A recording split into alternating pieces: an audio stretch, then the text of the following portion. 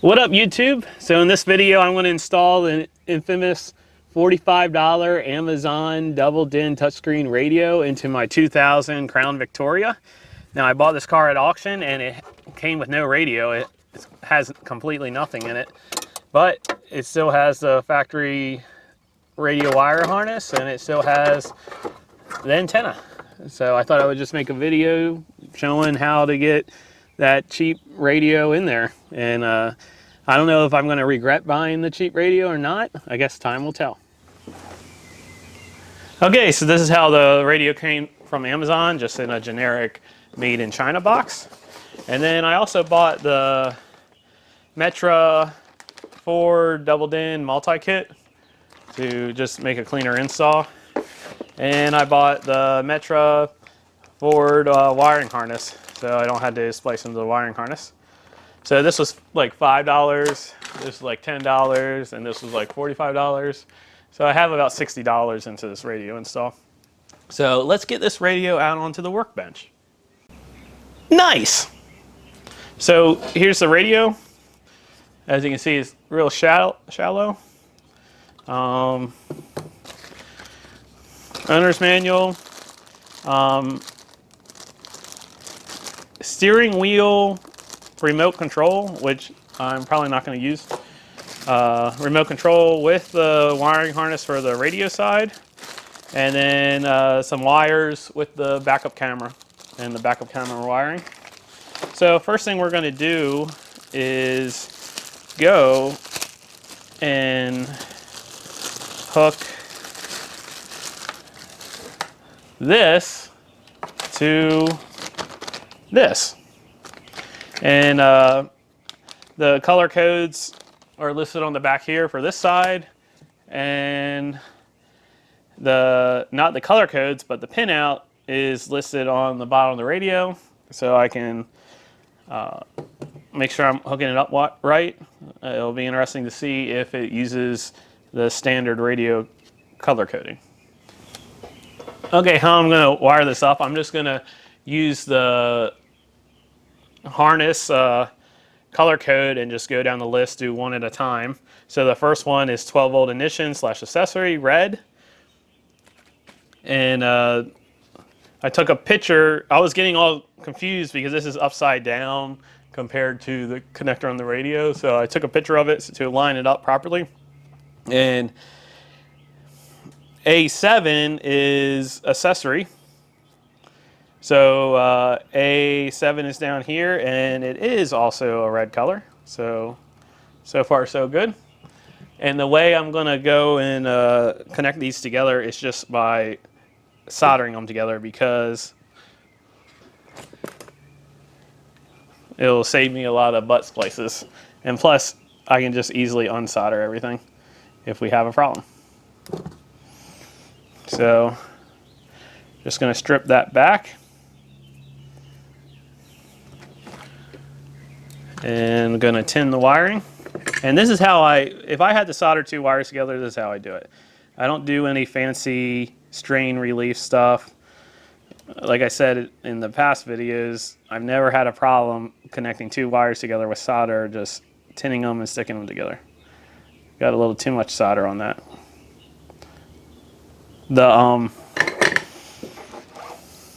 And then on this side, don't forget the heat shrink. I got to try to keep my solder blobs down to a minimum because the size tubing, heat shrink tubing I'm using just barely fits over there. So tin wire harness side.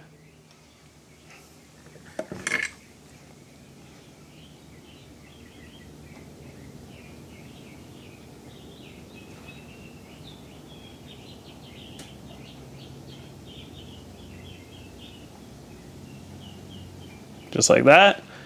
And then let me make sure I have this in frame. Then trying to give you the best view possible. Just going to stick the two of them together.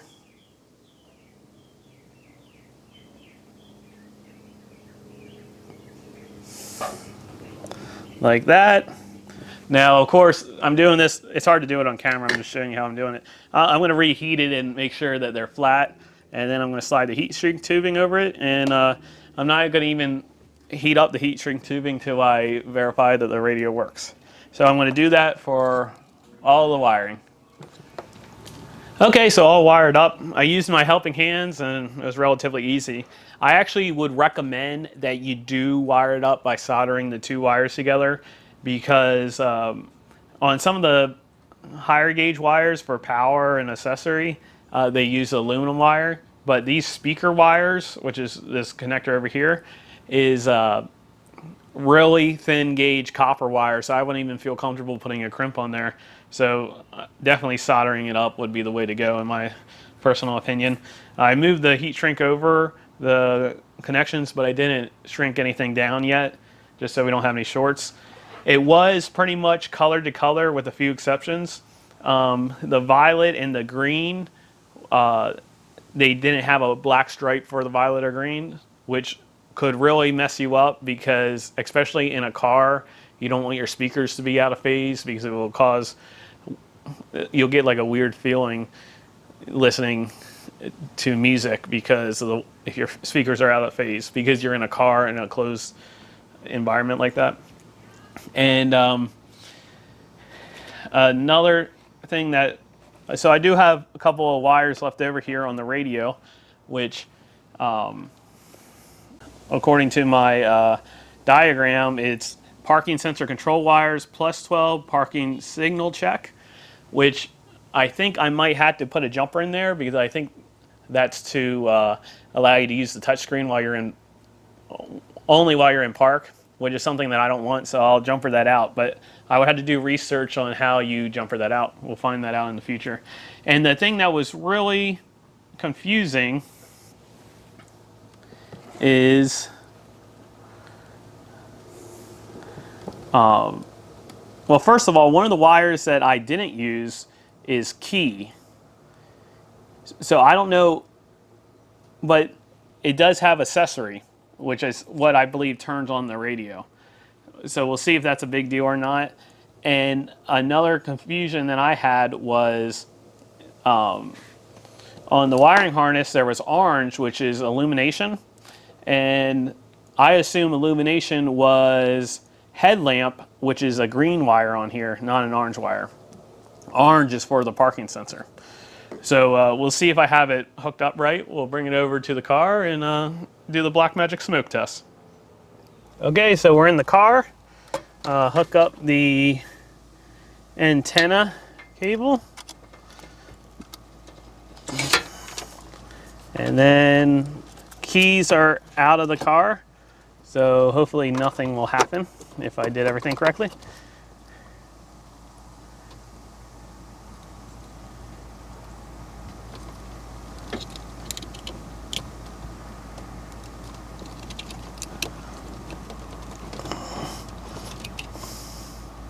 Oh, and I just bent a pin right away. Inspirational.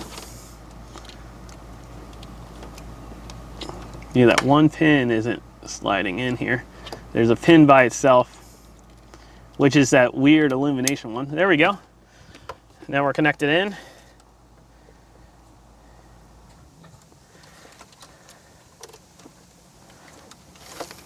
Man, I don't want to...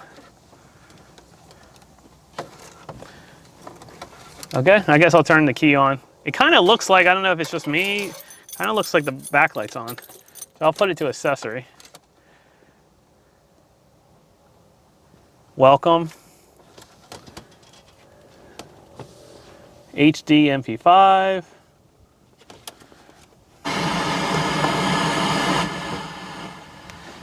Okay, we'll go to a local radio station.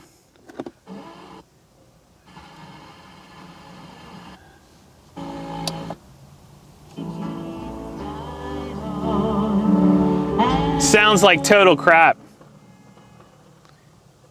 But I wonder if that's because it's the radio. Okay, so. Okay, let's go home.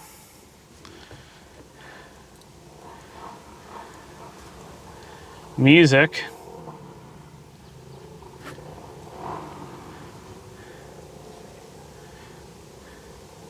Bluetooth.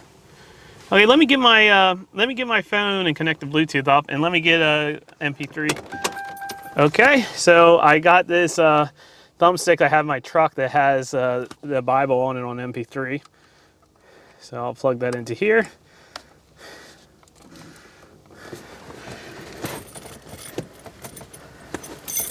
Turn the accessory on.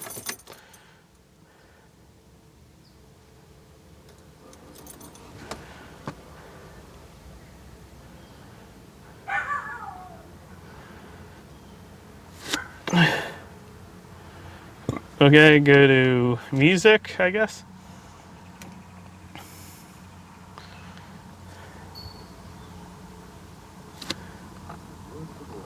Came unto Zephaniah the son of Cushai, the son of Gedaliah, the son of Amariah, the son of Hizkiah, in the days of Josiah the son of Amon, king of Judah. I will utterly consume all things from off the land, saith the Lord. I will consume man and beast. Okay, I so will consume the funny fowl part of is the I heavens. have these in folders based off the book. Okay, USB.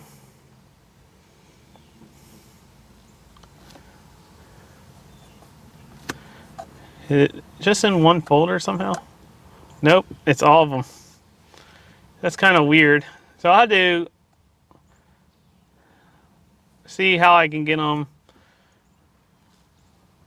addressed in folders.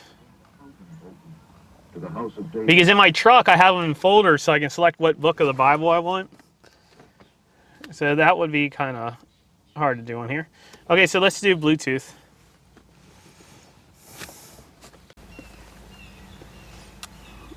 We're going to connect it Bluetooth. We'll do a bass test on YouTube.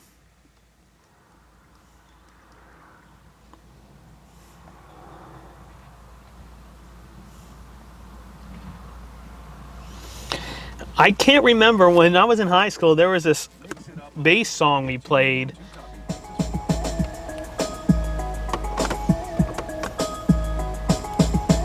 Okay, I don't want to get a copyright strike. So yeah, Bluetooth works. Let's see, what else can I try? Setting. Let me set the clock. Time. 2020. It's October 10. 12-hour time. 10:05. It's 2:53.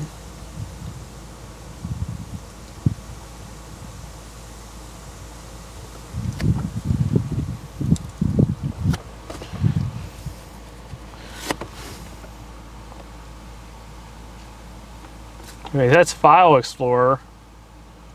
USB. Oh, there we go. So under File Explorer, now we have the different books. That'll make it a lot easier. The Acts of the Apostles, chapter 1. The former treatise have I made. Okay, radio seems to be working. So I guess we'll move on to the backup camera. Okay, so I'm in the trunk, and this car I bought from the fire department at auction, and I ripped out all the extra wiring that they had for the strobes and all the other stuff. And I did have a suspicion that they had a rear view camera in this car to begin with because of a wire that was, there was a video wire ran in it. And sure enough, the mounting bracket for this camera, there's two holes already in this faceplate that line up perfectly with the mounting bracket, so I'll use that. So then I was looking at this plate here to see where they ran the cable, and I can't find anywhere. But what I'm going to do, and what they probably did, is I'm going to squeeze it in the tag light here, because once you get inside the tag light here, it's open and I can get to the back side of it. And then the wire I cut off the reverse lights, I just cut them short and then electrical taped them. So I took the electrical tape off, and I'm just gonna do what they did since they already kind of hacked it up, and I'm just gonna solder the wires right onto the reverse lights right there. Okay, since I'm feeling lazy and I don't want to drag out my soldering iron out here since I don't have like a portable or butane soldering iron. I actually have one at work that I never use. I should probably bring it home. I'm just gonna butt splice on these little pigtails that I left here already. I guess I should have done a warning ahead of time to all you that I consider, you know, I bought this car at auction. I consider this car a beater car. You know, if it was a, if I didn't consider it a beater car, like if it was my Mustang and I was putting a reverse light in, I would be more, well, first off, I wouldn't put a cheap head unit in, and I would be, you know, I would have done this right. Of course, they already hacked it off. I mean, I guess it's not too bad to strip off the insulation like that and solder on. I guess there's worse ways to do it, but I don't know if that's how I would have done it. You know, I don't know if I would have messed with the wiring harness that way. I would probably put a tap on it. At least, because at least when you remove the tap, there's not much insulation removed. And another thing is there's a big confusion on, there's really no information on anything about this radio online. Like even in the manual is very limited. And the video cable is a 3-conductor cable. It has an RC end on it. And then it has a third conductor that has red wires out the end. So I don't know if that's in case you get your reverse power for the camera from the head unit, that's to send it back to the rear, or if that's to hook up the reverse lights from the rear through that cable so that it, you see, this is what I'm talking about, this RCA cable with the extra wire. I don't know if it's to send a signal back to the radio saying that you have the car in reverse. I'm going to assume that it just, as soon as it sees a video signal, it's going to show the image. But we'll find out. I'm just going to run this around, hooked up the camera. It's hooked up now. Nothing looks like it's going to short out. I'm just going to run this up to the head unit and we'll put it in reverse and see what happens. Okay, I'm going to hook the reverse light, or the reverse camera, into the video out.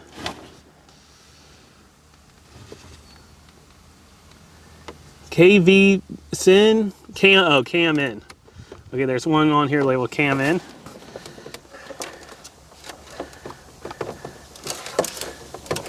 Here, I don't know if you can see that image. Okay, gonna turn the car on.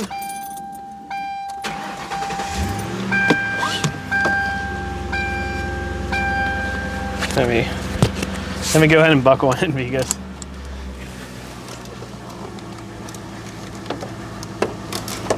okay, so it went straight to playing the Book of Acts, which is what I left it on.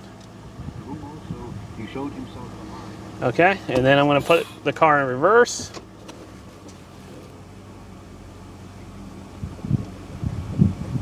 And nothing.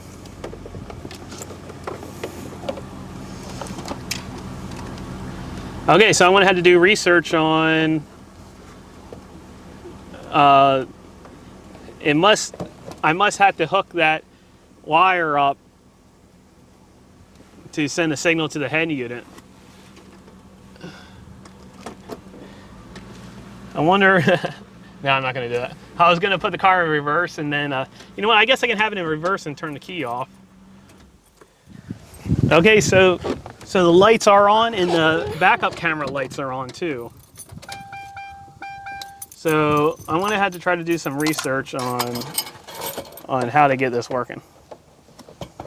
Okay, so I found a YouTube video of a guy who also had a problem. People were posting in the comments that they were posting all sorts of stuff in the comments, but it does have to do that you had to send the reverse light signal back to the head unit. And they were someone was saying the pink wire, other people were saying the gray wire. Parking signal check. Parking sensor control wires plus 12. Parking signal check. So what I'm going to do is I'm going to just real quickly short this. Here, I'm going to expose this 12 volt. I'm going to short this pink one to the 12 volts with the car running and the reverse lights on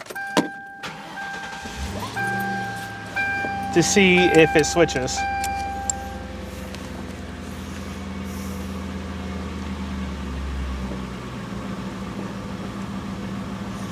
Okay, the unit is powered up. Put it in reverse. I'm just going to touch this pink one to 12 volts. Yep. When I touch the pink one to 12 volts, I get an image. So what I need to do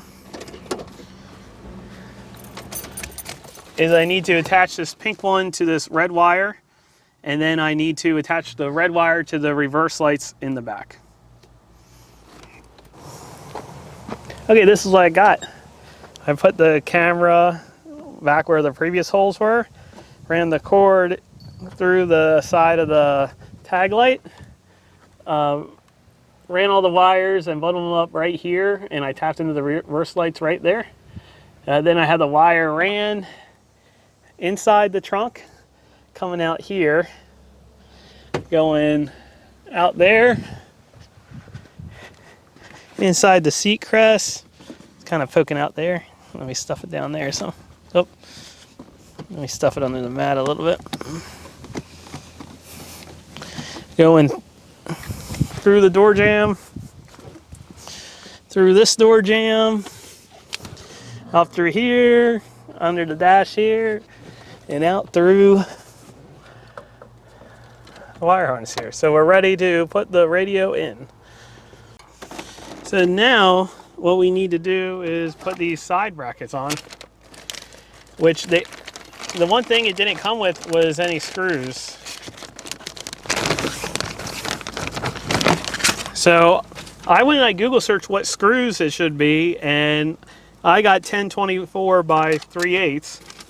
So when I went to the hardware store, I got 1024 by 1/2 inch. But as soon as I got home, my luck, it's either a metric screw or it's 1032. I mean, I get it started, but it doesn't go in all the way. So I'm just gonna force it in.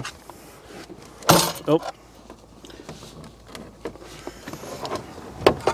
Okay, so the thing about it that I read online was that you have to, I had to take this bottom bar out.